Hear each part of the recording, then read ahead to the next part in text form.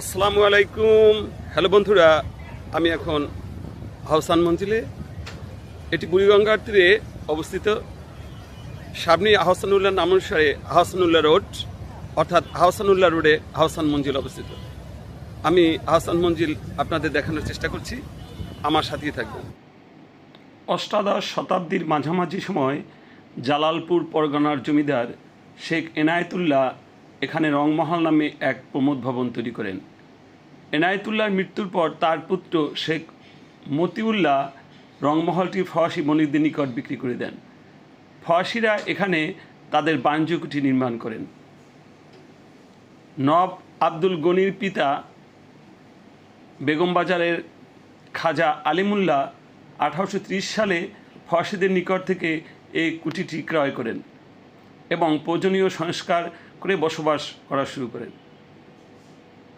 নবাব আব্দুল গনি 1859 সালে প্রাসাদটি নতুন করে পুনর্নির্মাণ করে তার পুত্র খাজা আহসানুল্লাহ নামে এর নামকরণ করেন আহসান মঞ্জিল।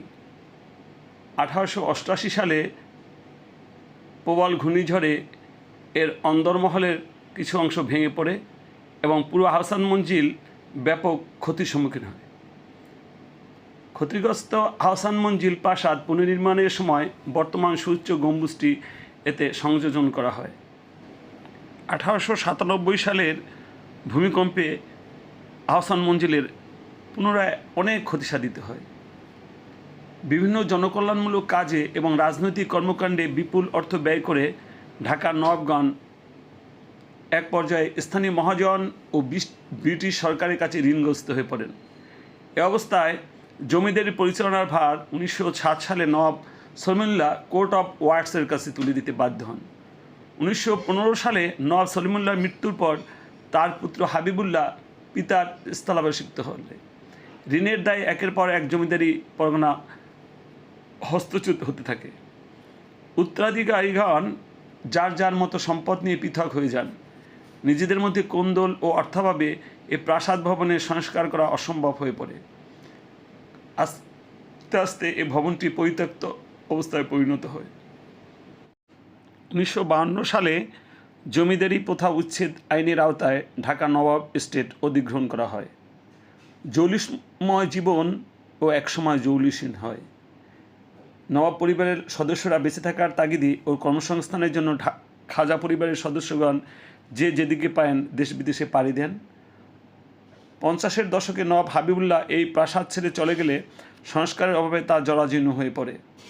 1958 সালে নবাব হাবিবুল্লাহ মারা যাওয়ার পর তার জ্যেষ্ঠ পুত্র খাজা হাসান আসকারি নামমাত্র নবাব পদে আসীন হন। আহসান মঞ্জিল দুটি অংশে বিভক্ত। এটি রংমহল আর এটি অন্দরমহল। নিচতলায় ডাইনিং রুম দেখতে পাচ্ছেন, বিলিয়ার্ড কক্ষ, তারা বিলিয়ার্ডও খেলতেন। দোতলায় ওঠার পেঁচানো সুন্দর সিঁড়ি, কাঠের কারুকাজ করা রেলিং,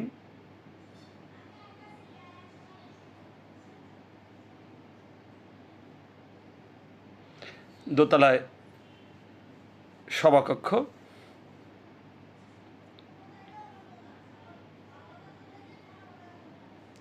দরবার কক্ষ দেখতে পাচ্ছেন।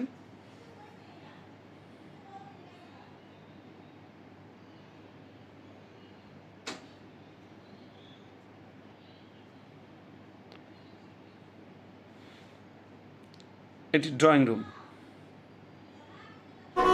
নাচ গান না হলে কি জমিদারি কোথা চলে?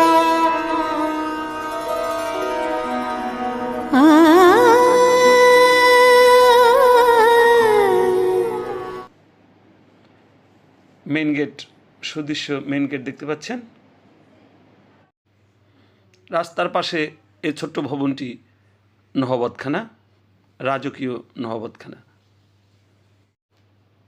ঐতিহাসিক ভবন এবং পুরাকীর্তির অনুপম শৈল্পিক স্থাপত্য নিদর্শন হিসাবে আহসান মঞ্জিলকে সংরক্ষণ করার জন্য স্বাধীনতার পর 1974 সালে এবং পরবর্তীতে 1977 সালে পরিকল্পনা প্রণয়ন করা হয়।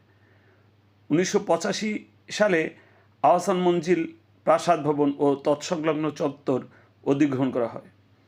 1986 সালে এর মূল কাঠামো অবিকৃত রেখে এবং আদি পরিবেশকে যতদূর সম্ভব পূর্বাবস্থায় ফিরিয়ে আনার লক্ষ্যে জাতীয় জাদুঘরের সার্বিক দায়িত্বে কাজ শুরু হয় এবং 1991 সাল পর্যন্ত এ কাজ চলতে থাকে।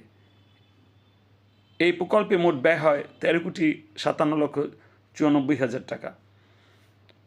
1992 সালের 20 সেপ্টেম্বর বাংলাদেশ সরকারের তৎকালীন মাননীয় প্রধানমন্ত্রী বেগম খালেদা জিয়া আহসান মঞ্জিল জাদুঘর উদ্বোধন করেন এবং সর্বসাধারণের জন্য এটি উন্মুক্ত করে দেওয়া হয়।